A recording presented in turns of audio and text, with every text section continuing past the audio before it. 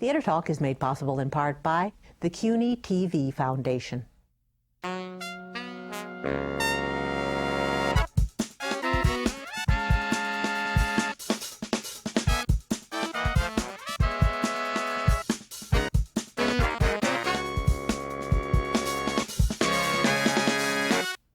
From New York City, it's Theater Talk. I'm Susan Haskins. And I'm Michael Riedel of the New York Post.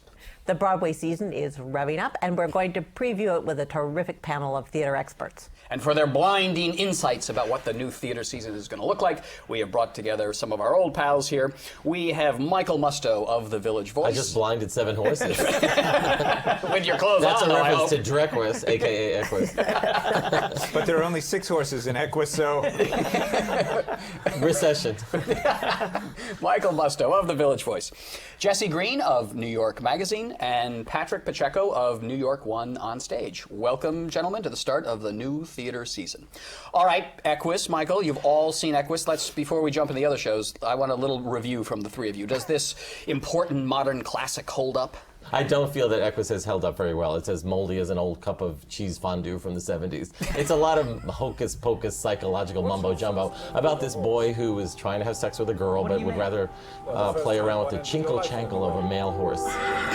You read into that what you like. Patrick, does the play hold up? I thought he was terrific. I thought his performance and his Broadway debut was great. I really think he's very good in that part of Alan Strang. And I kind of like the play, actually. It holds up for me. Yeah, maybe some of the supporting players were not so great. Some of them, you don't know what they're doing on that stage on some level. But I think he's the event of the season. I think people that want to see him in that role will be well satisfied. And Jesse, how is he matched by the wonderful actor Richard Griffiths, who plays Dysart, the psychologist in this production? Well matched. He's obviously a fine actor. I would say Radcliffe is good in the part, but it's more a matter that he chose well what kind of part to do after years of being Harry Potter, something that would stretch him, but not, make him burst. It's not so very difficult to do what he's doing, but he does it well. Yeah. Whereas what Richard Griffiths is doing is very difficult. It's really, he's the one who carries the play. It's a very subtle part, and he does do a good job. On the other hand, I agree with Michael that the fondue part. Yeah, the play is a lot of. Well, the notions of psychiatry are basically not much, above the level of witch doctor, and. Well, maybe it is. Maybe it is for our times. Well, actually, I interviewed Peter Schaffer not too long ago, and when he wrote the play, Equus, he called a prominent psychologist friend of his and showed him the play, and the psychologist said it's quite an interesting play, except the hypnosis scene. You've got this blinding light that's whizzing around, and he said, people haven't been hypnotized that way since Fu Manchu. Well, people haven't been hypnotized the way he tries to hypnotize the audience for many years either. The dramaturgy is pretty old-fashioned. But that's how they got Katie Holmes into Scientology, no? With that laser light. Look into the light, Katie. Well, and now you'll be doing a middle-brow Arthur Miller play, too. Speaking of which, thank you for the transition, the segue into another show that's about to open, the revival of All My Sons, one of, I think, Arthur Miller's first hit play, in fact. I quite like that play, Michael. It's become, though, Patrick, the Katie Holmes show. Is she going to be much of a draw, and do we know anything at this point about her performance? I haven't seen it. I don't know what the buzz on it necessarily is. I think I agree with you. It's a really muscular and sinewy play. And who knows? Patrick Wilson and John Lithgow and Diane Wiest, once the reviews are out, may well steal that thunder. I can't recall that if that role is that pivotal, her role in it. I don't remember the role that she's playing in it. She's the girlfriend of... Yeah, it's an important but not pivotal role, and people who go there to see her or to see Tom Cruise in the wings swinging a watch or whatever he does are going to be very disappointed, because most of the play is on the shoulders of those other fine actors you mentioned, who we can pretty well expect will do a good job. It's a really muscular play. It's a play about conscience, which is his favorite topic. And it's a play set just after World War II, so it supposedly has relevance to what's going on. And certainly we could use a conscience play right now. Absolutely. Well, it might as well be about Halliburton. I mean, it is about a manufacturer who does not adequately protect, or is accused of not adequately protecting the soldiers and the consequences of that. And if you're looking for relevance, it isn't very hard to find. I hear, by the way, that they're deconstructing the show. Have you heard this? No. And you're actually going to see the actors, and this is no Michael Musto joke. See them getting ready for their cues and being told, like in an Our Town or Annie Get Your Gun with the Burning Okay, Peters I take it all back. I don't think you can expect this. Who's the director? Simon and McBurney, I think. Oh, right. L. Ron Hubbard, I think. Michael, what is the motivation for a Katie Holmes to do a Broadway show? I think it's because she supposedly, this is another not joke, was too busy to do the biggest movie of all time, Dark Knight, in which she would have recreated her role from the other Batman film. It went to Maggie Gyllenhaal. And so now, hey, I have some free time, folks. Why don't I try to get some credibility? And I want to get out of the house. Yeah, I'm tired of that little silly creature. There's also the illusion persists in Hollywood that Broadway is something dignified. Yes. And luckily, some people are still drawn in by that. Well, because her acting career has floundered while she's been Mrs. Tom Cruise, and she's trying to get it back and get something for herself. Now, some are you artistic suggesting The Little credibility Mermaid when you bring in the flounder? Okay, sorry. I thought you were suggesting another role for her. Didn't it work for Nicole Kidman? Well, who was married to Tom Cruise Well, at the certainly time? did. She ended up not married to Tom Cruise. I think it worked very well. Maybe this is the path that she's So it's a kind of Reno for Hollywood actresses. Now, Mr. Cruise is apparently very litigious, so let's not even go there. Oh, I don't mean Reno then. I mean Carson City. All right, moving on to two other revivals. We've got two David Mamet revivals, American Buffalo and Speed-the-Plow. I mean, aren't we a little Mameted out, Michael? We've just had a bunch of Mamet plays in the last couple of seasons. He's almost become the Neil Simon of the new millennium. Of the dyspeptic age. He's not even corrosive and bitter anymore. He's kind of cute, watching these con artists outsmart each other. Yeah. But Haley Joel Osment will be wearing clothing in American Buffalo, so that he'll look out into the audience and say, I see rich people. Yeah. Because Broadway costs a lot of money these days. With the economy going the way it's be looking at the audience, I see no one. I see no people. Yes, and of course, this is star casting Jeremy Piven, who already has artistic credibility. Jeremy Piven, who will be in Speed-the-Plow. In Speed-the-Plow, yes, that they are bringing this cast and that's in. really a stretch for Jeremy to play a shady Hollywood type. What's your sense about these Mamet plays? I mean, did they hold up pretty well? Or The early ones certainly do. American Buffalo is, I think, one of the great plays of the last 50 years. And the Madonna play, as it will now forever be known, is maybe not quite at that level. But hey, it's worth a try. There's only 3 performers in it, and we've got a lot of nearly empty theaters. Let's put something in them. Yeah. Moving along, Patrick, to musicals. The big musical of the season is Billy Elliot, which has been a huge hit in London. It's finally coming to America, New York. Do you get any sense, though, that maybe they waited a little too long to come from London to generate the kind of excitement they're going to have to generate in this difficult economic climate? I'm not sure how buzz works that way. I mean, it obviously came up with Hair, moving from Central Park to Broadway, and there was some debate as to whether to move it directly in the fall part of the season rather than wait till spring. It's going to wait till spring.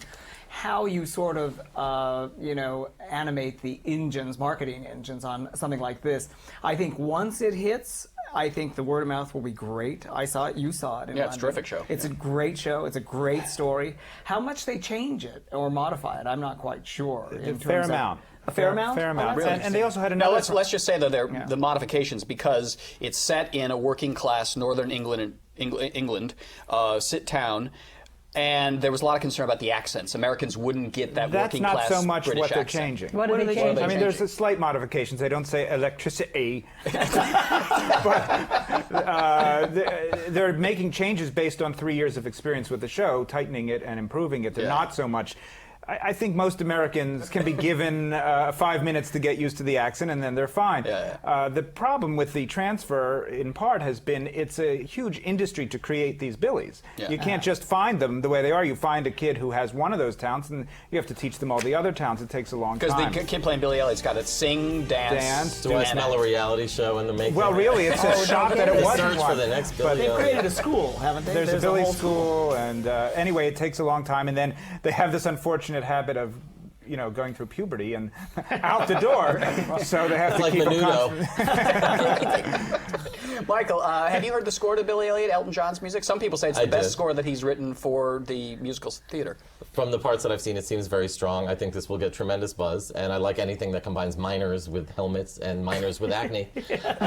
All dancing together in a big gold conga line. Just like that.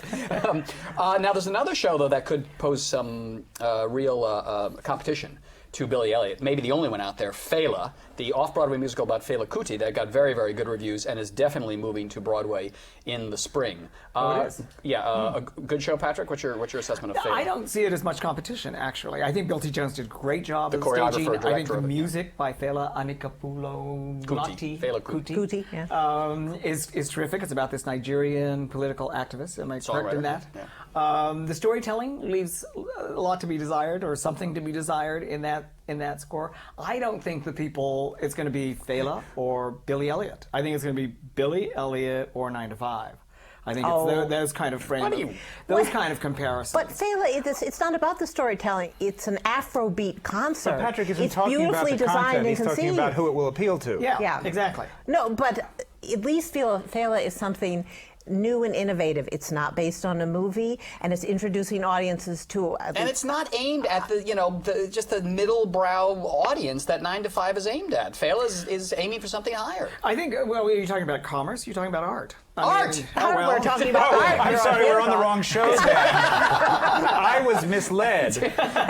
What do you think about Fela, and what do you think of its prospects on Broadway? What he said. I loved the physical production, the staging, the music until my ears gave out after about an hour and 45 minutes.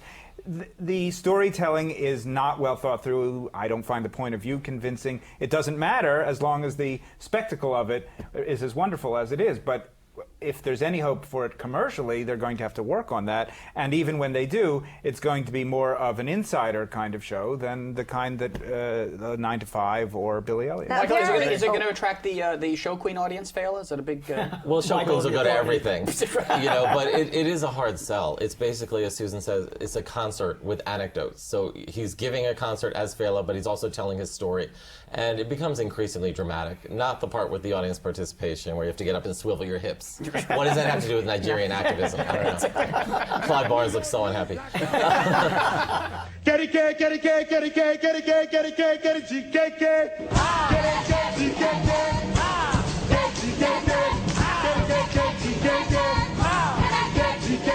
But the staging and the genius of Bill T. Jones' presentation of this story And that magnificent overwhelms actor. the flaws of the That show. actor is That actor. incredible. So now are you right, ruling from- out Shrek as a contender? No, I'm moving right along. All right.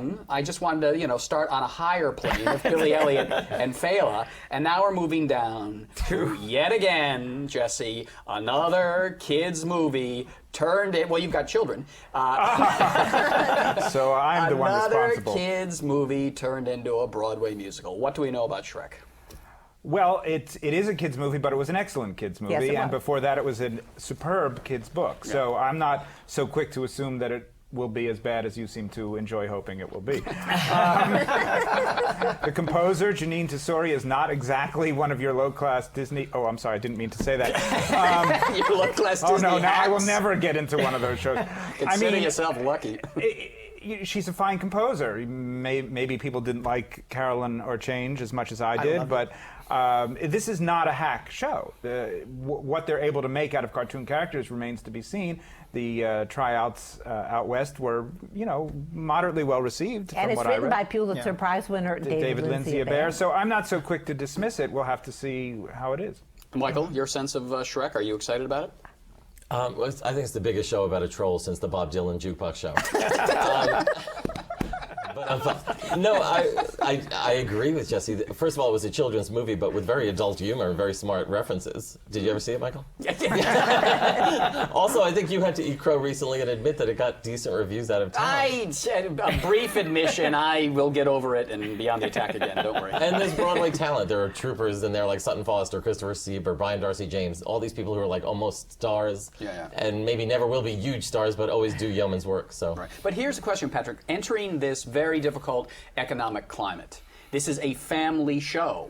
Are there families out there who are going to be able to afford to spend $500 to take the kids to see Shrek? I think that's the big unknown, and I think we're gonna see a real fall off in business. I can't imagine that we're not going to see a real There fall will off. be and tremendous competition among shows for that A dwindling audience. rather than two. A dwindling audience, exactly. Well, and a tremendous competition among the theater owners to get shows into the theaters once they start falling, which has already begun, as we've seen with A lot Legally of Blonde and shows. Xanadu. Legally Blonde, another Title of show going down. And there will be a few more in the next couple weeks. In terms of revivals of musical, the only one I see out there, Michael, is a revival of Rodgers and Hart's Pal Joey. And that's not something we see every year, at least. Yeah, I know. And it is a potentially star-making role, I think. For Christian Frank Hoff. Sinatra, Gene Kelly, and Bob Fosse all did pretty well with it. Christian Hoff was the other guy in Jersey Boys. Right, I mean, right. it's a gamble to put someone And he like won him. an Emmy. Tony. Tony. Right, And he for won a Best Tony. Featured Yeah. Actor, and which you predicted, I remember. Wow. I went with LaChanze or something. Now, they always say, though, the problem with Pal Joey is the book. The book has always been... Well, they've gotten rid of that. Right. Really?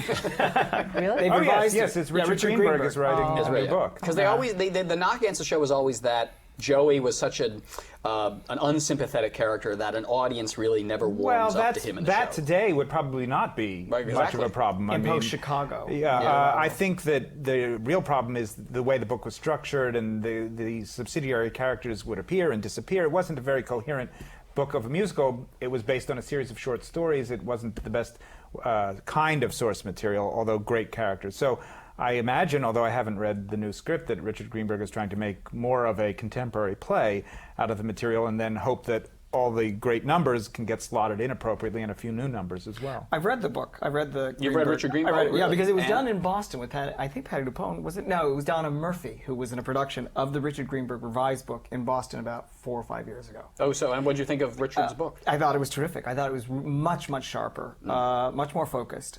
And the interesting thing about it is that Joe Mantello is directing it. And having seen 9 to 5 in Los Angeles when I was out there a couple of weeks, and knowing that it's there, but it needs work, is he going to have time to work on it if he's got Pal Joey as well? There's built-in time for 9 to 5 to take a rest and do rewrites before it comes in. And any excitement out there for 9 to 5? I mean, is Dolly Parton going to, be the first country western composer to really make it on Broadway? Because country music has not been too well received in Broadway theater. Roger Miller won the Tony for Big River. 20 million years ago. Oh, really? Was it that long ago? I mean, Michael, as a real credentialed show queen, do you like Never assume. Do you like country music on Broadway? Look, there is so much love for Dolly Parton. Yeah. If you don't like Dolly Parton, you're not human. You're Sarah Palin. But unfortunately, Dolly Parton's not going to be up there. I think in one night in preview, she was up there because the set broke and she had to go up and entertain the audience. Twice. Hopefully, that'll happen every night. Just to Tale of Two Cities? No. I want to ask a question about our profession. Drama criticism, covering the theater in newspapers. Star Ledger is a newspaper that is probably going to go down. A couple drama critics I know are taking buyouts, leaving their jobs. One reads all the time that art sections are being cut back at papers across the country. Critic jobs are going. Oh, and you were fired this morning. Right? I hadn't made the announcement yet. Should have taken the buyout. I mean, are we really seeing a diminishment, Patrick, in serious arts coverage in the newspapers? I think the diminishment has been going on since the internet and the proliferation of websites and web scenes and Talkin' Broadway and chat rooms, and it's getting so totally diffused. There's not the power that, say, the New York Times had it at one point, or any of the print media had at one time. I think there's been a diffusion of the print media in general, in politics, in social issues, in metropolitan issues. I mean, across the board. Do we really need theater critics anymore? I think we need them, but I agree that their power has become diffused. I mean, you read some of the reviews on these boards by anonymous people working for free, and they're beautifully thought out, tell you everything you need to know about a production, good and bad. By the time the review comes out, you go, oh yeah, I already read that on all that chat. So, I have never read that review that you just described online, not once. But I mean, Yes, I think we still need professional. Why do we need professional theater critics? I think we need more. That's the problem. But there's no venue for it. It's not going to happen. So I'll just go in the other room and I don't cry. think the public senses that it needs it now, though. I think the public gets... Yes. they don't sense that they need it. And consequently, the editors and the publishers don't think that they need it. But that doesn't mean they don't need it. No. And we know best.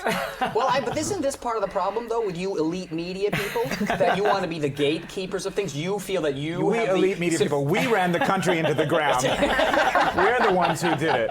But you want to be the gatekeepers of culture, and you want to anoint this and anoint that and tell people to I want stay the away from gates this? wide open, but I want people with knowledge writing about it, if not for everybody, at least for the people who are have only a few things they can pick and want to pick the best stuff. Or for the people who are going to make stuff in the future, to give them a few tips on how not to go wrong. Exactly. Yeah. And especially as the price goes up and up and Yes. up and up and up. Yes. And nobody wants to see a diminution of their power.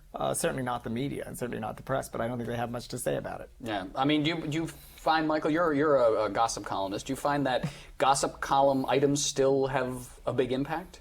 Or is it all They do, but it's a Wild West situation where the internet has made everyone a gossip columnist. Anyone can have a blog and post anything they feel or know immediately. So even though I now have a blog, I get scooped because somebody posted the same thing 2 seconds ago.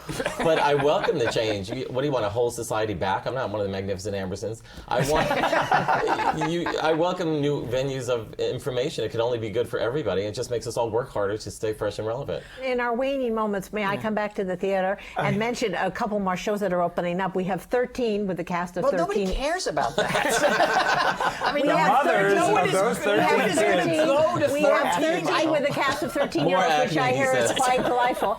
And then I wanted to also ask you that we recently had a massive production on the Dickens. nobody cares. This is a tale of A two Tale of cities. Nobody Two cares Cities. about Do you that think either. that was very, very bad? Do you think that was going to last? They're making a go of it. They've Michael prepaid Musto. their rent for a while. We haven't mentioned a very good play Yes. that's opening, Okay. Dividing the Estate. It was done off Yeah, Broadway. wonderful. last I'm year. in. Yeah. It's a marvelous play, a marvelous production, and will be on Broadway for 7.5 weeks. So come also- and get it. Couldn't Yeah. agree with you more. And we go, one revival we missed is West Side Story's coming, and the little twist In the is... spring. Spanish lyrics. That's why I asked you, I 'cause think you- Lin-Manuel, yeah. Lin-Manuel Miranda, I believe, is Yes. working with Stephen Sondheim. And to Arthur write- Lawrence, right? Yeah. And Arthur Lawrence to rewrite some of those lyrics to America. I'd really in love to know Spanish. how. Do you have any sense of how Steve Sondheim feels about some Well, I little, would little imagine he kid would, coming along to rewrite his lyrics in Spanish? I would imagine he'd be delighted to rewrite "I Feel Pretty" because he's always hated that song. He always said it sounded like the poor girl fresh off the boat might do well in Noel Coward's salon. But I'm more curious about how they do a song like "America" with its fabulous trick rhymes in Spanish. Yeah. Yo quiero ser en America. It's easy. That's it. Good. That's it. All right, and just give us one thing off the radar you're hearing about that's worth looking at, checking out. You start. Little And show I'll- somewhere. Well, I have a lot of White spring Christmas? things. No, Oh well, off Broadway, everybody has got to be interested in Roadshow, the 15th incarnation of the Sondheim Weidman musical that used to be known as Bounce or That's Gold right. That or Michael Wise killed, Guys. yeah, twice. Yes. So it's back again, Michael. What are you going to do? Kill it again. Okay.